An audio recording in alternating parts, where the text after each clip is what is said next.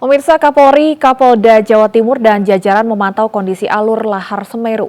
Rombongan memantau lewat udara dengan helikopter Polri.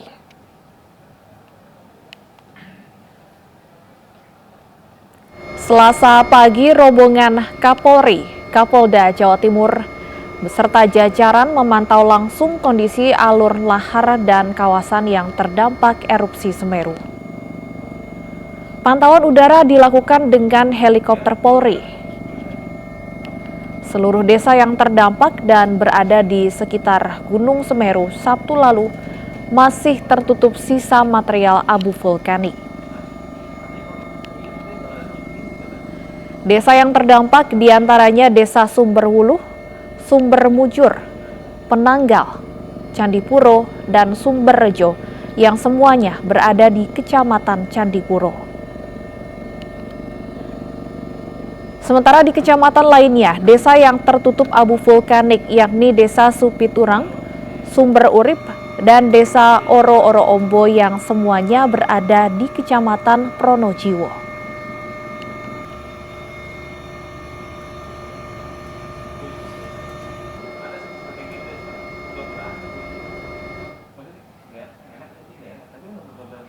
Jembatan Geladak Perak yang menghubungkan wilayah Kabupaten Malang dan Lumajang masih terputus. Jembatan ini menjadi lokasi peninjauan Presiden dan rombongan. Hingga hari ini jembatan Geladak Perak di Kecamatan Pronojiwo Lumajang masih terputus. Padahal jembatan ini menjadi akses satu-satunya penghubung Kabupaten Malang dan Lumajang. Untuk mengantisipasi hal yang tidak diinginkan, petugas berjaga di sekitar jembatan. Putusnya jembatan ini menghambat distribusi bantuan kemanusiaan dari Kabupaten Malang. Untuk mengakses jalur alternatif, warga harus memutari lereng Semeru melalui jalur Ranupani.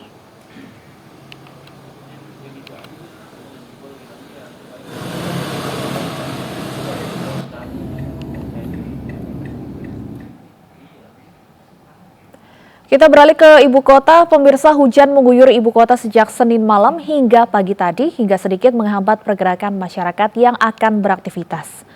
Meski begitu, tidak ada genangan di jalan yang memperlambat laju kendaraan. Di kawasan Tebet, Jakarta Selatan, lalu lintas sedikit tersendat di Jalan Abdullah Syafi'i yang mengarah ke flyover Tebet.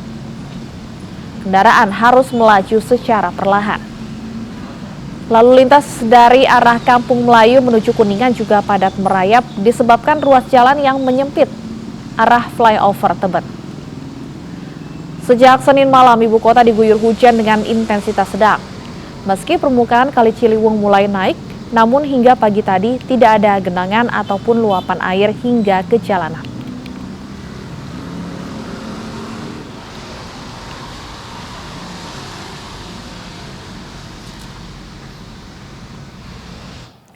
Sementara itu, 5 kecamatan di Makassar, Sulawesi Selatan dilanda banjir. Ketinggian banjir pun bervariasi dari 50 cm hingga lebih dari 1 meter.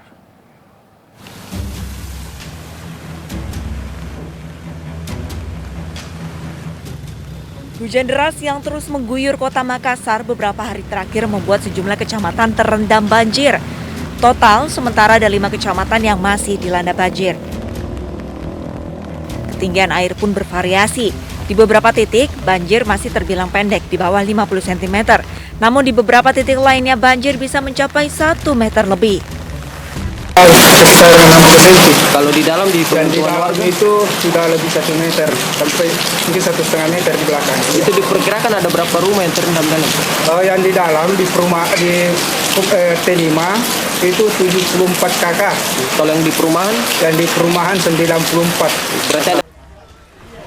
Petugas pun segera mengevakuasi ratusan warga yang terdampak. Adalah fokus terhadap evakuasi masyarakat, terutama kelompok rentan, bapak-bapak, ibu-ibu, lansia, kemudian anak-anak dan difabel. Kalau itu lokasi pengungsiannya? Lokasi pengungsiannya sudah ditentukan titik-titiknya oleh pihak kecamatan, kelurahan. Petugas memperkirakan ketinggian genangan banjir masih akan bertambah. Pasalnya, hujan dengan intensitas sedang dan lebat masih terus mengguyur wilayah Kota Makassar dan sekitarnya. Warga berharap pemerintah segera bertindak agar warga tidak mengalami kebanjiran di kemudian hari. Dari Makassar, Sulawesi Selatan, Muhammad Turbone, iNews melaporkan.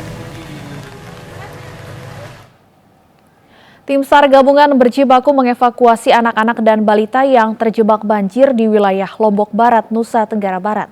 Sementara warga mulai mengevakuasi barang berharga ke tempat aman.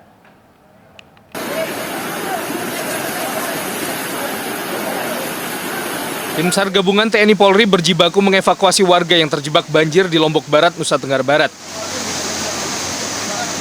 Fokus utama tim gabungan adalah menyelamatkan anak-anak dan lansia yang terjebak banjir. Derasnya aliran air banjir menjadi penghambat evakuasi.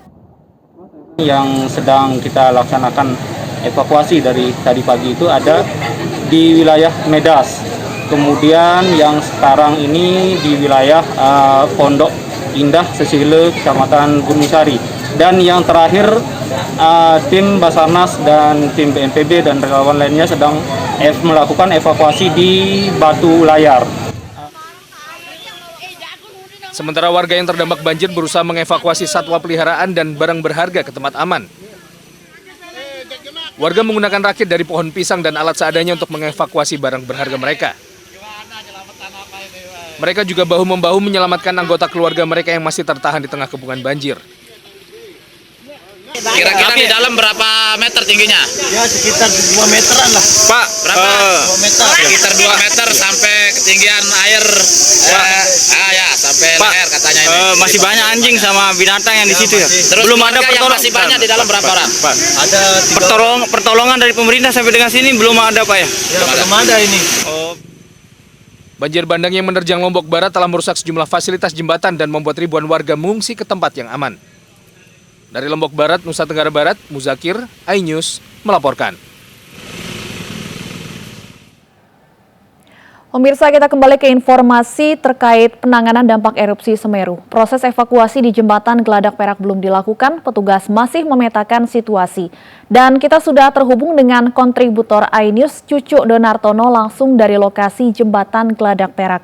Cucu, informasinya Presiden Joko Widodo akan meninjau jembatan Geladak Perak yang terputus. Apakah Presiden sudah tiba di lokasi?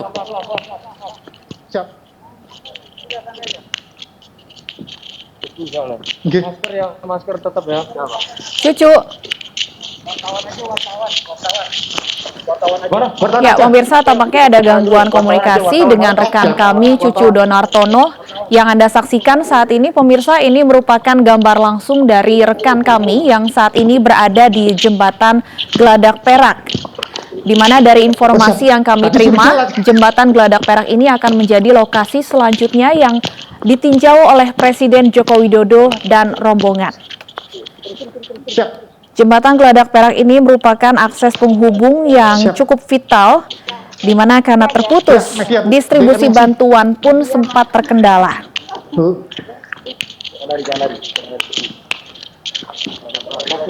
Kementerian PUPR turut mendampingi Presiden Joko Widodo dalam kunjungannya, dan sebelumnya memang pihak pemerintah Provinsi Jawa Timur sudah meminta tim dari Kementerian PUPR untuk melakukan asesmen di jembatan Geladak Perak untuk memberikan solusi tempat pembangunan jembatan berikutnya. Nah, pemirsa, tampak di sini Presiden Joko Widodo bersama dengan Menteri PUPR Basuki Hadi Mulyono sudah berada di jembatan Geladak Perak dan tengah meninjau langsung lokasi jembatan yang terputus pasca erupsi Gunung Semeru. Jembatan Geladak Perak putus akibat aliran awan panas pada hari Sabtu lalu. Jembatan ini merupakan akses utama di antara Kecamatan Pronojiwo dan Candipuro. Akibatnya Kecamatan Pronojiwo terpisah secara akses dan distribusi bantuan pun terkendala. Sebelumnya Presiden Joko Widodo juga sudah meninjau posko Sumberwulu dan saat ini masih berada di lokasi jembatan yang terputus. Tentunya akan mengkoordinasikan langkah selanjutnya untuk mengantisipasi kendala bantuan yang terjadi akibat jembatan Geladak Perak yang terputus. Kita ke informasi selanjutnya, pemirsa, hujan yang mengguyur Denpasar dan sekitarnya membuat sejumlah ruas jalan tergenang air. Sementara di Badung, Bali, tim SAR gabungan mengevakuasi bayi 10 bulan yang terjebak dari banjir setinggi 6 meter.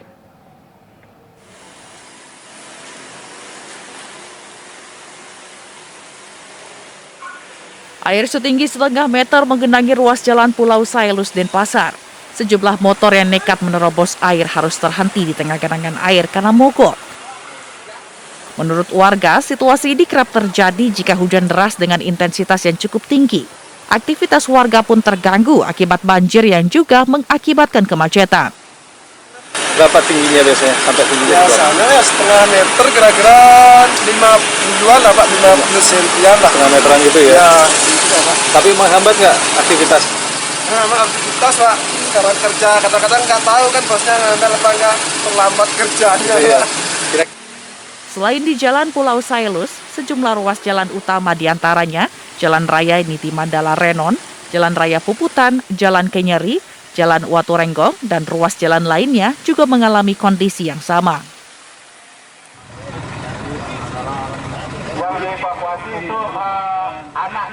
Tim SAR gabungan mengevakuasi seorang bayi 10 bulan dan keluarganya yang terjebak banjir di kawasan Tukat Mati, Kelurahan Legian, Badung, Bali. Tim SAR juga mengevakuasi sejumlah warga lain yang terjebak di rumah mereka. Intensitas hujan yang tinggi membuat debit air naik lebih cepat dengan ketinggian mencapai 6 meter. Mesin itu untuk arus memang kencang, tapi tetap kita mengutamakan safety. Kita berangkatnya dari arah selatan untuk berlawanan dengan arus, karena kita mau menurunkan korban juga ke arah utara, dan takutnya kalau ada tadi berjalan dengan aman dan lancar sih. Kalau ada sesuatu hal yang tidak kita inginkan, biar bisa kita segera mengantisipasi gitu. Karena curah hujan tinggi Bu ya? Curah hujan tinggi juga, kemudian ini memang seperti diinfokan adalah musiman. Jadi memang air laut itu pasang, jadi hujan juga yang tidak berhenti sudah 2 hari, sehingga ketinggian Tukat Mati juga meningkat dia gitu. Sejumlah warga juga ada yang masih bertahan di lantai 2 rumahnya dan menolak untuk dievakuasi. Bahkan sebagian dari mereka berenang tanpa menggunakan alat keselamatan di tengah arus yang cukup deras. Selain di kawasan Legian, hampir seluruh titik di Kecamatan Kuta juga terendam banjir. Dari Bali, Indira Ari, Bagus Alit, iNews melaporkan. Akibat gelombang tinggi, sejumlah kapal feri di Pelabuhan Merak, Banten terombang-ambing dan kesulitan bersandar. Akibatnya proses bongkar muat kapal terhambat dan memicu antrian kendaraan yang akan diangkut. Seperti inilah kondisi cuaca ekstrim dan gelombang tinggi di Pelabuhan Merak, Cilegon, Banten dini hari tadi. Cuaca buruk membuat sejumlah kapal feri kesulitan bersandar di dermaga eksekutif Merak. Kondisi tersebut membuat kapal terombang-ambing selama 8 jam dan sempat mematahkan rem dornya.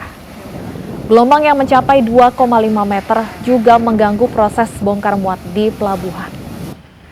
Peristiwa ini membuat antrian panjang kendaraan logistik yang hendak menyeberang dari dan menuju Pelabuhan Bakauheni, Lampung.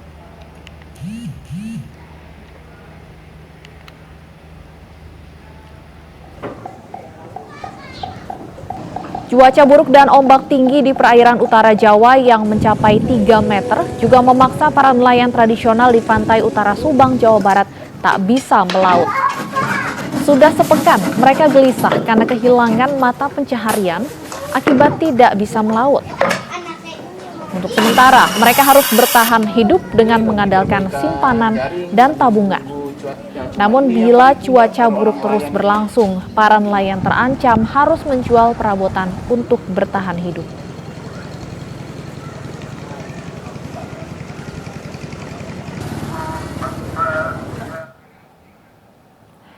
Tiga orang anak tertabrak mobil saat mengendarai sepeda listrik di wilayah Koja. Selengkapnya kami hadirkan usai jeda berikut.